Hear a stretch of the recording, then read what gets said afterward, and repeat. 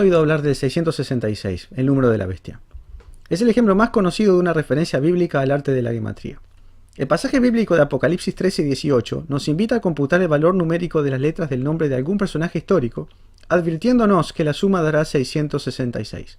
Ahora bien, el autor del Apocalipsis es Juan, casualmente, el mismo Juan que puso el número E en Juan 1:1. Juan ni siquiera menciona la palabra gematría, porque este era un arte habitual en su tiempo y no era necesario aclarar lo que ya todos sabían. Para calcular el valor 666 del número de la bestia, había que utilizar el arte de la gematría. Pero veamos con más detalle de qué se trata todo este asunto de la gematría. Antiguamente no existía un juego de caracteres distintos para escribir números y letras, como es habitual hoy, sino que las mismas letras del alfabeto oficiaban como cifras y como números. Esto es válido para lenguas antiguas como el fenicio, el hebreo y el griego, y sus respectivos alfabetos. El procedimiento es bien sencillo. A la primera letra del alfabeto se le asignaba el número 1, a la segunda el número 2, a la tercera el número 3, y así sucesivamente hasta llegar al número 10. A partir de ahí se saltaba de 10 en 10, asignando a las siguientes letras los valores 20, 30, 40, hasta llegar a 100. Y a partir de ahí se asignaban los valores 200, 300, 400, hasta terminar con el alfabeto. Este procedimiento es más antiguo que la propia Biblia, y fue heredado tanto por el alfabeto hebreo como por el alfabeto griego del original fenicio, que fue el primer alfabeto de la historia, a partir del cual derivaron los demás. Revisemos rápidamente las tablas de gematría para el alfabeto hebreo y el alfabeto griego. Veamos por ejemplo el alfabeto hebreo. A la primera letra Aleph corresponde el número 1. A la segunda, Beth, corresponde el número 2. Luego, como puedes ver, siguen Gimel con el valor 3, Daleth con el 4, Hej 5, Vav 6, Zayin 7, Chet 8, Tet 9 y Yud 10. Simplemente seguimos el orden alfabético de las letras hasta llegar a 10. A partir de ahí vamos saltando de 10 en 10, por lo cual tenemos que a la letra Kaf corresponde el número 20, a la letra Lamed el 30, a Mem el 40, Nun 50, Samej 60, Ayin 70, Pej 80, Zadik 90 y Kuf 100. A partir de ahí avanzamos de 100 en 100, por lo cual asignamos a la siguiente letra Reish el valor 200, a Shin el 300 y a Tav, última letra del alfabeto hebreo, el número 400. Lo mismo exactamente se hace con el alfabeto griego, por lo cual a la primera letra alfa se le asocia un 1, a la segunda beta se le asocia un 2, a gamma un 3, a delta un 4, epsilon 5, zeta 7, eta 8, zeta 9 y iota 10. A partir de allí se salta de 10 en 10, asignándole a kappa un 20, a lambda un 30, a mu un 40, nu 50, xi 60, omicron 70, pi 80 y rho 100. Y a partir de allí se avanza, siempre según el orden alfabético, saltando de 100 en 100, por lo cual le asignamos a sigma un 200, a tau un 300, a ypsilon 400, phi 500, gi 600, psi 700 y omega, la última letra, 800.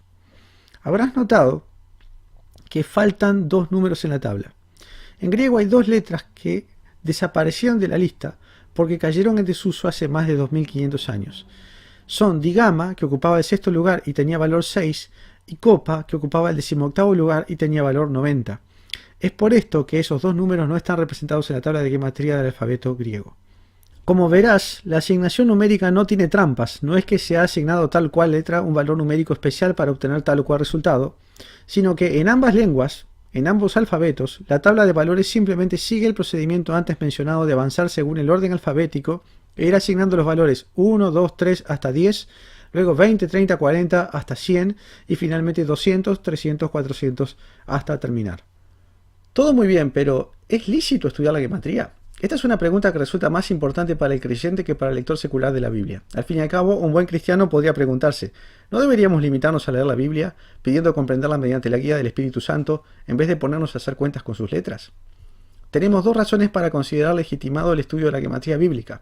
En primer lugar, el propio pasaje de Apocalipsis 13:8 no solo nos invita a computar el valor de gematría del número de la bestia, sino que nos dice literalmente, aquí hay sabiduría, el que tiene entendimiento, cuente el número de la bestia. Nos está diciendo que hay sabiduría en computar el valor de gematría de tal o cual nombre, y que tiene entendimiento el que sabe hacerlo. Y aún más, como corolario inmediato, que no hay sabiduría en quien no sea capaz de computar tales números, y que carece de entendimiento, en el sentido bíblico, quien sea incapaz de hacerlo. De modo tal que cuando pedimos la guía del Espíritu Santo, tenemos el encargo explícito por parte de Apocalipsis 13:8 de hacerlo también para comprender la gematría del texto y no solo su sentido literal. La segunda razón tiene que ver con los hallazgos que el propio estudio de la gematría ha proporcionado a lo largo de los últimos años. Este video se refiere simplemente a un caso muy puntual, entre las dos constantes pi y e, pero son cientos los hallazgos similares. ¿Y cuál es su función? Ofician por un lado como señales de Dios y por otro como comentario enriquecedor al sentido literal del texto. Bueno, pero ¿no es peligroso estudiar la gematría? Sí, y mucho, porque es fácil ser engañado por imitaciones y deformaciones de ella. Un uso superficial e irresponsable de los números puede conducir a toda clase de falsas coincidencias y falsas pistas. No es lo mismo una coincidencia cuya probabilidad es de 1 en millones que otra cuya probabilidad es de 1 en 10, pero muchas veces la distinción pasa desapercibida y se pretende haber descubierto lo que en realidad no está en la Biblia. Es por esto que el estudio de la gematría bíblica puede ser utilizado con mucha facilidad para engañar a un público desprevenido, y es habitual que se la utilice con malas intenciones. Las sociedades secretas y diversos grupos satanistas lo hacen con frecuencia, del mismo modo que utilizan las profecías y demás textos bíblicos para despistar a los creyentes y desprestigiar a la Biblia ante los laicos. Lo vienen haciendo hace 2000 años y lo harán hasta el último día. Para distinguir bien la paja del trigo, la gematría no es cábala ni tarot, ni ninguno de esos juegos simbólico-matemáticos, que no son de origen bíblico y en los que es fácil percibir la impronta de ciertas sociedades secretas. La marca de Babilonia. Todo eso viene del maligno, es un juego de falsas pistas, que sirven para alejarnos de la verdad, que es bien sencilla, y conducirnos a rebuscadas mentiras que habitualmente creen los miembros de esas sociedades secretas. Su propio orgullo y su propio afán de sentirse mejores que los demás los hace caer en las trampas del diablo. Y tiene sentido que ellos mismos crean sus propias mentiras, pues si no las creyeran, ¿cómo podrían estas sociedades secretas reclutar adeptos?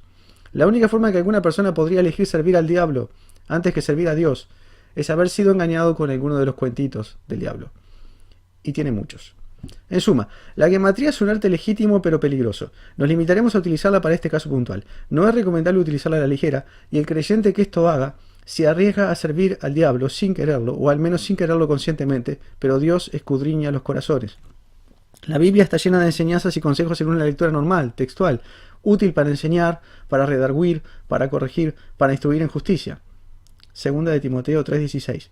La gematría debería utilizarse solamente como medio para afianzar nuestro asombro ante la magnificencia de la palabra de Dios y nuestra fe y confianza en ella, y como forma de comprender sus advertencias, como en el caso de 666.